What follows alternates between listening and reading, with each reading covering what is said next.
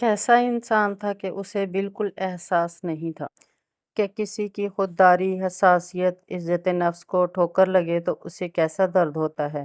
وہ ایک ماں کو محض اس لیے تکلیف دیتا تھا، ان کی تذلیل کرتا تھا کہ وہ ایک بیٹی کی ماں تھی اور اس بیٹی کے سر پہ اس کا باپ نہیں تھا جو اس کی چھتر چھاؤں بنتا۔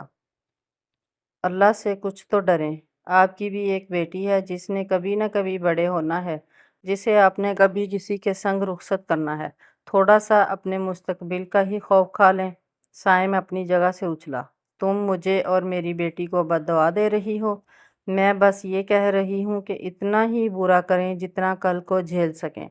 کہیں آپ کو اپنے جیسا ہی کوئی ٹکرا جائے تو کیا کریں گے پھر؟ وہ اتنا کہہ کر دانین کو لیے ٹیرس پہ نکل گئی۔ وہ پیچھے کیا کیا بڑبڑاتا رہا تھا اس نے نہیں سنا۔ میری بیٹی کی قسمت میرے جیسی کبھی نہ کرنا میرے اللہ، کبھی بھی مت کرنا۔ اس کے باپ کے کیے کا اس کے آگے مت لانا۔ میں بیٹی ہو کر اپنی ماں کی تذلیل سہ رہی ہوں، ماں بن کر پھر سے بیٹی کی وجہ سے یہ سب دوبارہ نہیں سہنا چاہتی۔ میری بیٹی کا نصیب کبھی میرے جیسا مت کرنا۔ اس کے باپ کو اس جیسا داماد مت دینا، اسے میرے صبر کا پھل دینا۔ دانین کو خود میں سمیٹے وہ کھلے آسماں تلے بیٹھی رات گئے تک روتی رہی۔ اس دن کے بعد سے بشریٰ نے چپ سادھ لی تھی۔ وہ بہت کم بات کرتی، بہت کم مسکراتی، امی کو فون کرتی اور خیریت پوچھ لیتی۔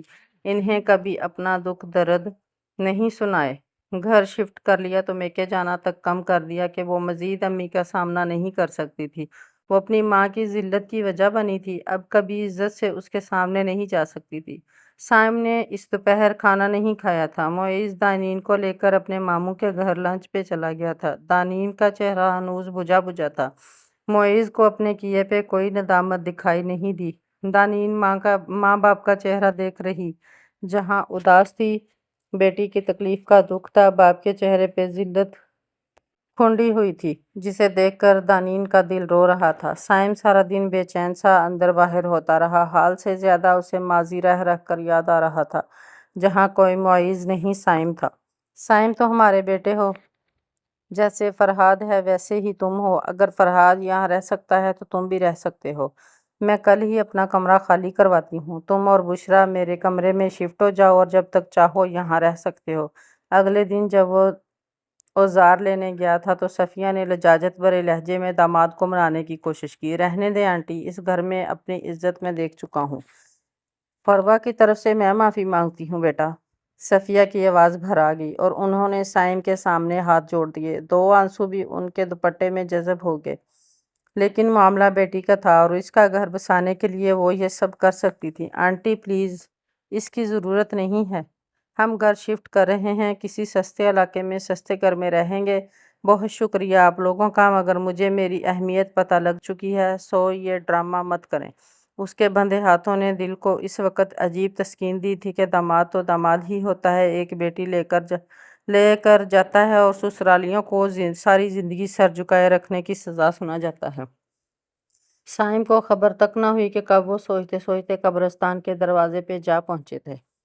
جب ہوش آیا تو بالکل گمسم تاحد نگاہ پھیلی قبروں کو دیکھتے رہے، پھر ہمت کی اور ساس کی قبر تک چلے گئے، مغفرت کی دعا کی اور وہیں بیٹھ گئے۔ آنٹی، کسی دوسرے کے پیر میں چبھنے والا کانٹا کتنا تکلیف دہ ہوتا ہے یہ تب تک نہیں پتہ چلتا جب تک وہ کانٹا اسی مقام پہ اپنے پیر پہ نہ چبھ جائے۔ قبرستان میں ہو کا عالم تھا۔ ان کی آنکھوں سے آنسو بہنے لگے۔ انہوں نے روکا نہیں۔ اپنے متکبرانہ رویے سے میں نے آپ کو ہمیشہ چوٹ پہنچائی کیونکہ آپ بیٹی کی ماں تھیں، اپنا اور بشریٰ کا رشتہ تک خراب کر دیا۔ اب اپنے داماد میں مجھے اپنا عکس نظر آ رہا ہے تو مجھے بہت زیادہ تکلیف ہو رہی ہے۔ وہ ہماری تذلیل کر رہا ہے، وہ دانین کا دل دکھا رہا ہے، یہ سب مجھ سے برداشت نہیں ہو رہا۔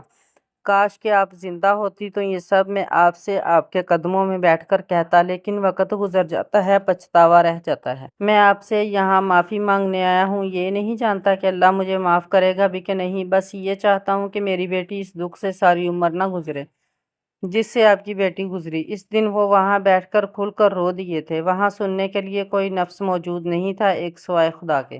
گھر واپسی پہ اپنی جیب میں موجود واحد سبز نوٹ کو انہوں نے ایک بکاری کو صدقہ کر دیا، اس نیت سے کہ ان کی ساس کے درجات بلند ہوں۔ جانے والوں کے ساتھ پھر ایسے ہی نیکی کی جاتی ہے، ہماری ندامت ان کے وہاں کس کام کی بھلا۔ رات کھانے کے لیے بشریٰ چکن روسٹ کر رہی تھی کہ معیز کو پسند تھا۔ سائم نے کچن میں جھانکا تو بشریٰ وہی بنا رہی تھی۔ دانین بتا رہی تھی کہ ابھی وہ لوگ شاپنگ کر رہے ہیں، رات کا کھانا گھر پہ کھائیں گے، تو اسی لیے معیز کے لیے چکن روسٹ بنا رہی ہوں۔ بیٹی کی خوشی کے لیے دل کتنا بڑا کرنا پڑتا ہے نا بشریٰ؟ سائم کی بات پہ وہ چونک کر مڑی۔ سائم کا سطح چہرہ بہت کچھ بتانے کو کافی تھا، اس لیے بشریٰ نے سوال نہیں کیا۔ دانین آواز سے خوش لگ رہی تھی۔ جب معیز آئے تو کوئی ایسی بات نہ کرے گا جو اسے بری لگے۔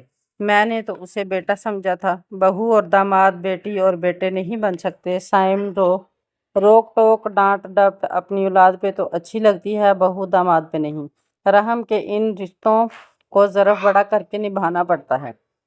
کتنی دیر وہ کچن کے کونے میں کھڑے رہے، پھر ہمت کر کے کہہ دیا، آئی ایم سوری بشریٰ۔ وہ جانتی تھی کہ وہ کس بات پہ اس سے معذرت کر رہے ہیں۔ وہ اس بارے میں اب کچھ نہیں کہنا سننا چاہتی تھی۔ جب امی نہیں رہی تھی تو سب یوں بھی ختم ہو چکا تھا۔ آپ نماز پڑھ لیں، پھر مارکیٹ سے مجھے تندوری مسالہ لا دینا، تندوری کڑاہی بنا لیتی ہوں۔ ساتھ میں وہ ظرف وسیع کر کے داماد کی پسند کا سب بنا رہی تھی۔ صفیہ بھی یہی کرتی تھی۔ جو والدین بھی بیٹیوں کے گھر آباد دیکھنا چاہتے ہیں، وہ داماد کو سر آنکھوں پہ ہی بٹھا کر رکھتے ہیں۔ ان کا اچھا برا سب خاموشی سے برداشت کرتے ہیں۔ وہ جانتے ہیں کہ اپنی ذلت پہ کچھ کہیں گے تو بیٹی سسرال عمر بھر ذلیل ہوگی، اسی لیے اپنی ذلت خاموشی سے پی جاتے ہیں۔ بس ایک بات جو وہ نہیں جان سکتے کہ بیٹیاں ان کی ذلت کو دل میں چھپا کر پھر دل سے کبھی خوش نہیں ہو سکتی۔ وہ اوپر سے مسکرا کر دکھاتی ہیں اور اندر سے رو دیتی ہیں۔ معیز لوٹا تو اس کا موڈ بالکل ٹھیک تھا، خود سے ہنس بول رہا تھا، ان دونوں کے لیے شاپنگ کر کے لایا تھا۔ کھانا کھاتے ہوئے بشریٰ کی ڈشز کی تعریف بھی کر رہا تھا۔ کہانی سچ میں خود کو دہراتی ہے، بس کردار نئی جگہ لے لیتے ہیں۔ سائم کے سامنے ماضی کا سائم آ گیا۔